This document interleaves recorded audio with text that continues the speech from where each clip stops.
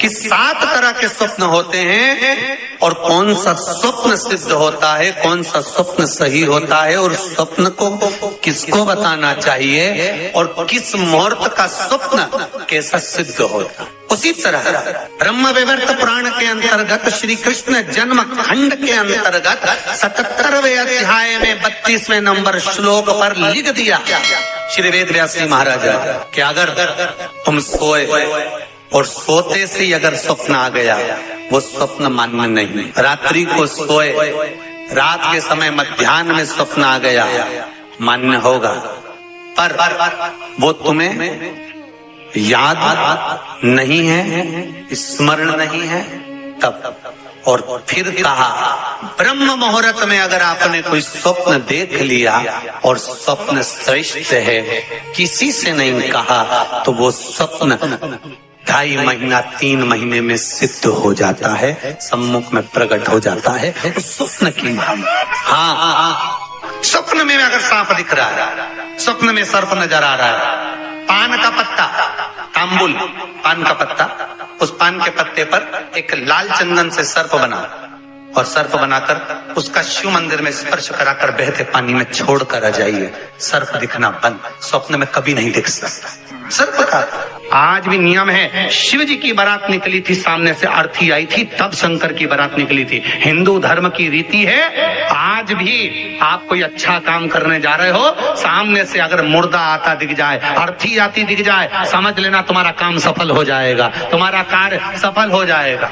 समझ लेना, आज भी नियम है, सामने से मुर्दा आते दिख जाए तो कार्य सफल है। दिन में देखा हुआ स्वप्न कभी सिद्ध नहीं होता। स्वप्न में किसी मरे हुए व्यक्ति को देख लो, समझ लो कि आज कोई अच्छा काम होने वाला है। किसी अपने व्यक्ति को मरा हुआ देख लिया, समझ लेना उम्र बढ़ गई। तो इसका मतलब ये नहीं है कि तुम शमशान के पास घर बना लो। हाँ, तुम्हारा क्या भरोसा, तुम सोचो सीवर वाला महाराज बोला है कि मुर्दे को देखो तो काम सफल होता है, तुमने कहा अपन मकान ही शमशान के पास बनाएंगे, अपन तो प्लाट ही में कर देंगे, तो वहां से रोज आता जाता मुर्दा ही मुर्दा दिखेगा। इनका क्या भरोसा। किसी एक भक्त ने एक प्रश्न लिखकर भेजा था कि हमारे स्वप्न में शंकर जी का शिवलिंग दिखता है तो कैसा होता। हमने कहा इतनी सी बात के लिए तो आपको प्रश्न करने की जरूरत ही नहीं, पुराण को देख लीजिए, ब्रह्मवेद का पुराण उठाइए और उसका श्री कृष्ण जन्म खंड निकाल लीजिए, उसका 77वां अध्याय निकाल लीजिए, 77वें अध्याय का 32वां श्लोक निकाल लीजिए।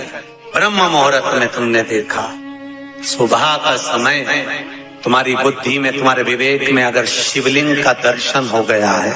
जिस बच्चे ने प्रश्न करा है, अगर वो कथा सुन रहा हो, वो कह रहा था कि हमारे गांव में लाइट नहीं रहती तो टीवी नहीं चलती, इसलिए मोबाइल पे सुनते हैं। तो मोबाइल पे अगर सुन रहे हो बेटा तो ध्यान करना कि अगर ब्रह्म मुहूर्त में शिवलिंग का दर्शन किया है तो जिस कार्य में आगे बढ़ोगे उस कार्य में तुमको मात्र 3 महीने में सफलता प्राप्त हो जाएगी। अगर शिवलिंग का दर्शन, शिवलिंग का दर्शन मात्र चाहे स्वप्न में हो चाहे हकीकत में हो, जीवन की सफलता देता है, वो सफलता प्रदान करता है।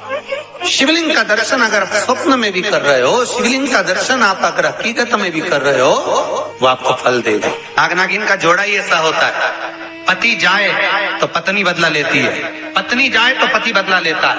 इसलिए हिंदू धर्म की रीति है, गाड़ी के नीचे हाथ में किसी भी रूप में अगर आपसे सर्प मरा है, सर्प की हत्या हुई है, या आपने किसी के द्वारा सर्प पकड़ा कर छुड़वा भी दिया है, तो निवेदन रहता है चांदी का एक नाग नागिन छोटा सा बनाकर, छोटा सा उसको शक्कर के कलश में रखकर बांध कर शिव मंदिर में रखकर आ जाइए, उसको दे दो शिव बाबा को कि अब हमारी तरफ से हमने हाजिरी लगा दी, हमसे दुख, हमसे गलती हुई, हम क्षमा चाहते हैं। गलती मनुष्य से होती है, मानव से होती है, हो गई गलती, अब आपको साथ याद रखिए।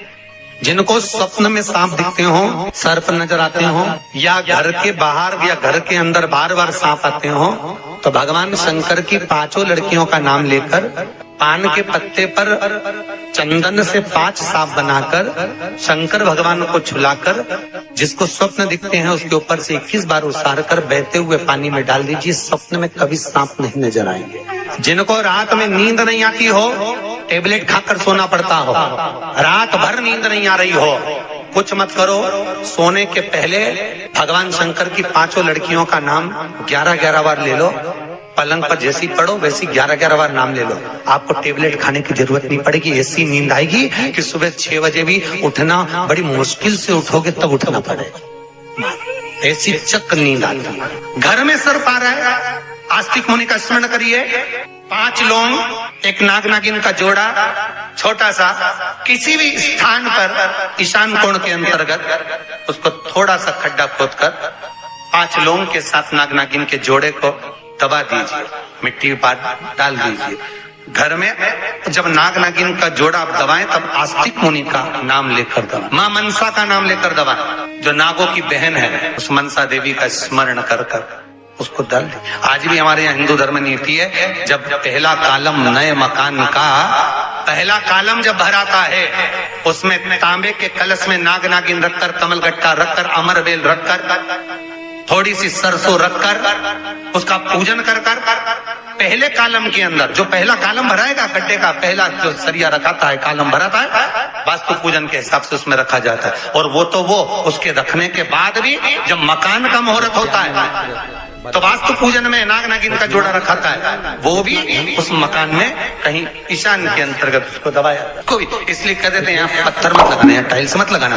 पंडित जी से पूछोगे तो ब्राह्मण बता देगा ये जगह पर टाइल्स ना लगाइए, इस जगह पर पत्थर ना लगाइए, यहाँ पर वो गोला रखा जाएगा, यहाँ पर वो नाग नागिन का जोड़ा रखाएगा वास्तु पूजन के बाद। 4 लोहे की कील, नागफणी की, वास्तु पूजन में चारों मकान में चारों तरफ लगाई जाती है। क्यों लगाते हैं? कि कोई दोष हुआ हो, कोई जीव यहाँ रहता हो, सर्प का निवास हो, अगर मकान बनाने में टूट गया हो, किसी का मन दुखा हो तो वो मन क्षमा याचना, परम आभूषण है, क्षमा मांग लेना, परम आभूषण। गलती करो तो क्षमा मांगने में देरी ना कर, हो गई गलती हो क्षमा क्षमा।